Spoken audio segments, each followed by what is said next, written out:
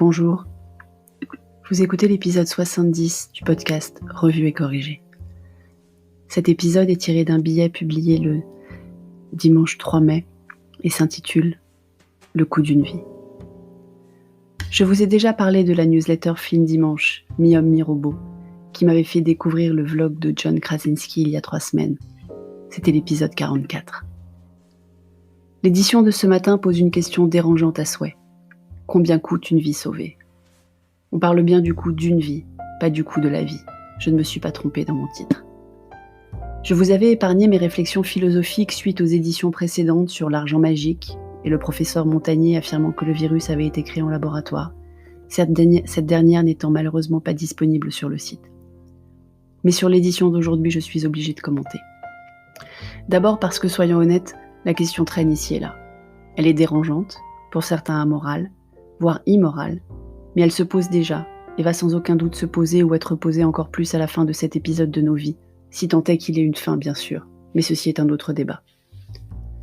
Si vous me lisez ou m'écoutez régulièrement, vous avez sans doute deviné que j'oscille fréquemment entre foi et méfiance envers l'homme avec un grand H ou la femme avec un grand F, enfin bref, l'humanité tout entière. Et cette histoire de coût de la vie me turlupine.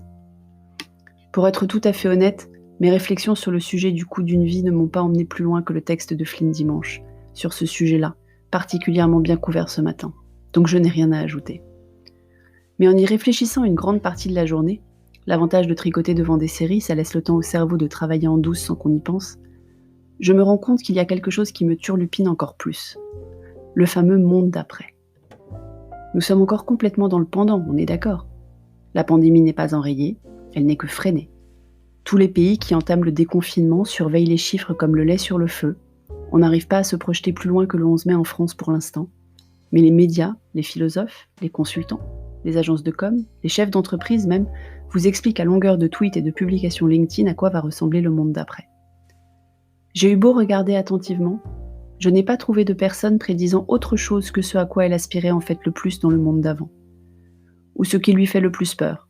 Je ne suis pas la seule pessimiste non plus, loin s'en faut.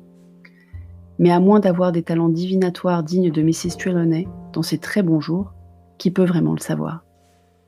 Pour ceux qui ne le savent pas, Mrs. Trelawney est la professeure d'art divinatoire à Poudlard, l'école des sorciers d'Harry Potter. Il y a des variables inconnues. D'abord, le temps que va durer la pandémie.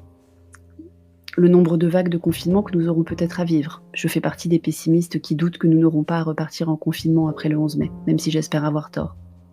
Ou je l'imagine pour me préparer une bonne surprise, peut-être, je ne suis pas certaine en fait. Nous ignorons les chiffres définitifs. De malades, de gens avec des séquelles, de morts, d'entreprises en faillite, de restaurants fermés, de sociétés sous perfusion d'argent de l'État, etc.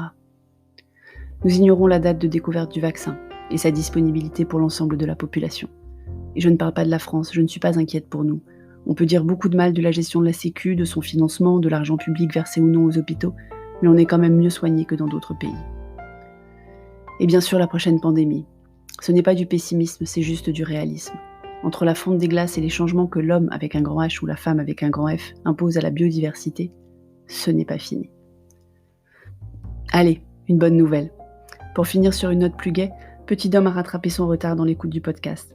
Il fait partie de ceux qui écoutent plutôt que lire. Il adore toujours, surtout la musique de fond qu'il trouve relaxante. J'ai bien fait de ne pas la changer. Merci de m'avoir écouté. Sur toutes les plateformes de balado-diffusion, abonnez-vous et n'hésitez pas à partager ce podcast autour de vous.